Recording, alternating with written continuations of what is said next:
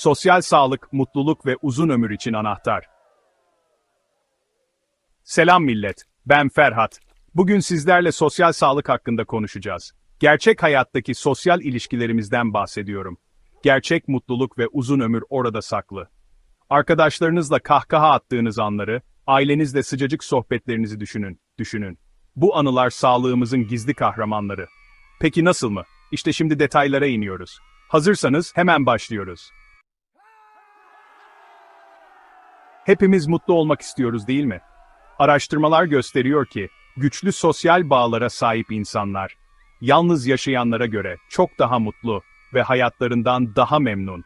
Etrafınızda sizi seven insanlar varsa, kendinizi şanslı hissedin. Moraliniz bozukken bir arkadaşınız sizi arayıp halinizi hatırını sorduğunda, derdinizi paylaştığınızda, içinize nasıl da su serpiliyor. Ailenizle bir araya gelip, sohbet edip, güldüğünüzde tüm stresiniz uçup gidiyor. Sosyal ilişkilerimiz, mutluluk hormonlarımızın coşmasına ve daha sağlıklı bir ruh haline sahip olmamıza yardımcı oluyor. Aynı zamanda sosyal bağlar, stres hormonu olan kortizol seviyesini de düşürüyor. Stresle başa çıkma konusunda sosyal ilişkilerimiz en büyük destekçimiz. Sosyalleşmek sadece ruh halimize değil, fiziksel sağlığımıza da iyi geliyor. Güçlü sosyal bağlara sahip insanların, daha düşük tansiyon, daha güçlü bağışıklık sistemi ve daha uzun yaşam süresi gibi avantajlara sahip olduğunu ortaya koyuyor. Sosyalleşmek, hem ruhumuzu hem de bedenimizi besliyor. Ailemizle daha fazla vakit geçirmek, komşularımızla selamlaşmak, hobiler edinip yeni insanlarla tanışmak, hatta evcil hayvan sahiplenmek bile sosyal bağlarımızı güçlendirmenin yollarından sadece birkaçı. Unutmayın, sosyalleşmek hayatın tadını çıkarmak için olmazsa olmazlardan. Hayatımızda stresin olmadığı bir gün düşünebiliyor musunuz? Sanırım pek mümkün değil.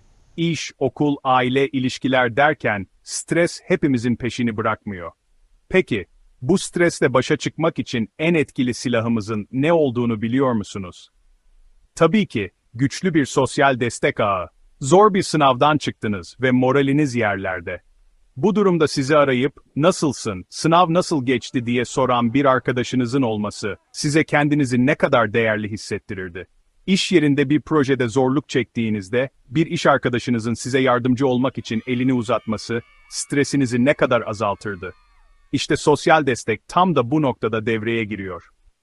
Sizi seven, değer veren ve zor zamanlarınızda yanınızda olan insanlar, stresle başa çıkma konusunda size inanılmaz bir güç veriyor. Onların varlığı bile size, "Yalnız değilsin, her şey yoluna girecek" mesajını veriyor. Ve bu da stres hormonlarınızın azalmasına, daha sakin ve pozitif hissetmenize yardımcı oluyor. Sosyal destek sadece moral vermekle mi sınırlı? Tabii ki hayır. Aynı zamanda pratik anlamda da size büyük bir kolaylık sağlıyor. Örneğin, hasta olduğunuzda çorbanızı yapacak, market alışverişinizi yapacak bir yakınınızın olması, yükünüzü hafifletmiyor mu? Yeni taşındığınız bir şehirde size yol gösterecek, evinizi yerleştirmenize yardımcı olacak arkadaşlarınızın olması, adaptasyon sürecinizi kolaylaştırmıyor mu? Unutmayın, sosyal destek sadece zor zamanlarınızda değil, hayatınızın her anında yanınızda olan bir güçtür. Sizi dinleyen, anlayan, destekleyen ve seven insanlarla çevrili olmak, hem ruhsal hem de fiziksel sağlığınızı olumlu yönde etkiler. Peki, siz sosyal destek ağınızı yeterince güçlü hissediyor musunuz? Etrafınızda sizi gerçekten önemseyen, zor zamanlarınızda yanınızda olacak insanlar var mı? Eğer cevabınız evet ise, kendinizi şanslı hissedin. Yok, eğer hayır ise endişelenmeyin. Sosyal çevrenizi genişletmek ve yeni insanlarla tanışmak için fırsatınız var. Unutmayın, güçlü bir sosyal destek ağına sahip olmak, hayatın zorluklarıyla başa çıkma konusunda size inanılmaz bir güç ve direnç kazandırır.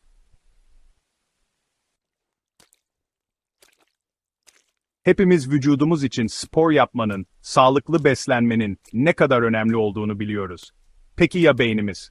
Tıpkı vücudumuz gibi, beynimizin de sağlıklı kalmak, zinde kalmak için egzersize ihtiyacı var. İşte bu noktada devreye sosyal etkileşim giriyor. Sosyalleşmek sadece ruh halimize değil, aynı zamanda beyin sağlığımıza da inanılmaz faydalar sağlıyor. Yeni bir dil öğrenmek, bir bulmacayı çözmek Hatta arkadaşlarınızla keyifli bir sohbet etmek bile beynimizi çalıştırıyor. Yeni bağlantılar kurmasını sağlıyor. Tıpkı kaslarımız gibi, beynimiz de ne kadar çok çalıştırılırsa o kadar güçleniyor, zinde kalıyor. Yapılan araştırmalar da sosyal etkileşimin hafızayı güçlendirdiğini, odaklanma problemlerini azalttığını ve hatta Alzheimer gibi hastalıklara karşı koruyucu bir etki yarattığını gösteriyor.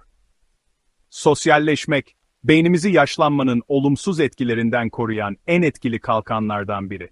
Sosyalleşirken beynimizde birçok farklı bölge aynı anda aktif hale geliyor.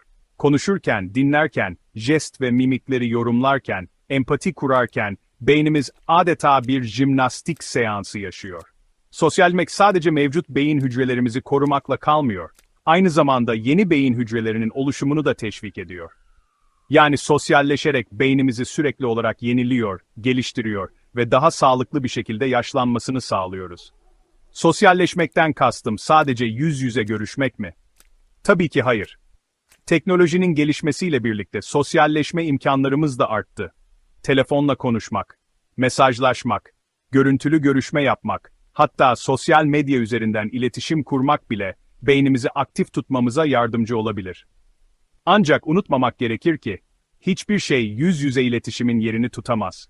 Karşımızdaki insanın ses tonunu duymak, mimiklerini ve beden dilini okumak, dokunmak, sarılmak, sosyal etkileşimin en etkili ve doyurucu yoludur.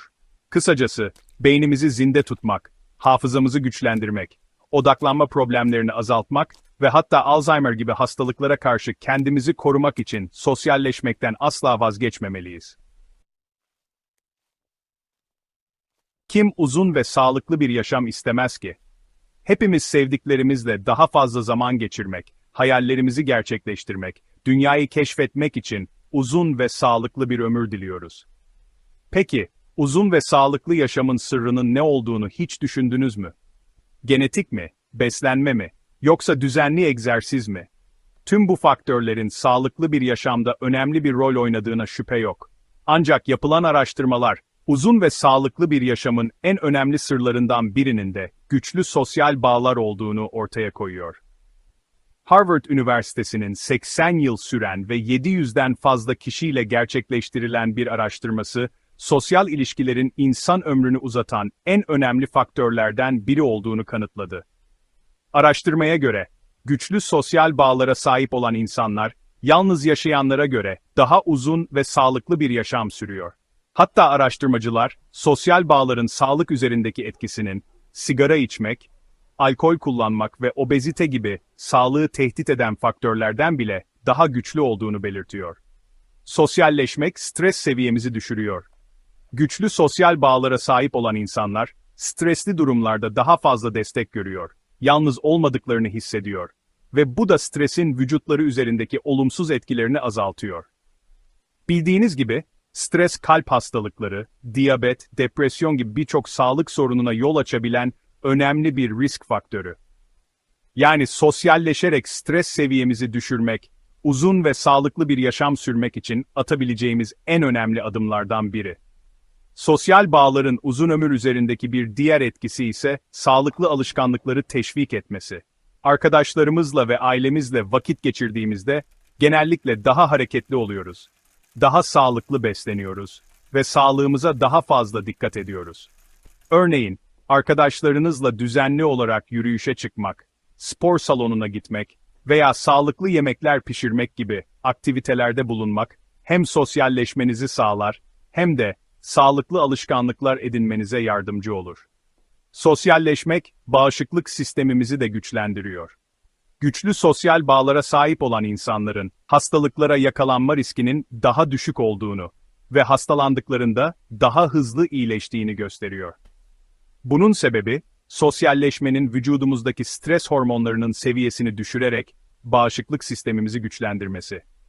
Kısacası, uzun ve sağlıklı bir yaşam sürmek istiyorsak, sosyal bağlarımızı ihmal etmemeliyiz.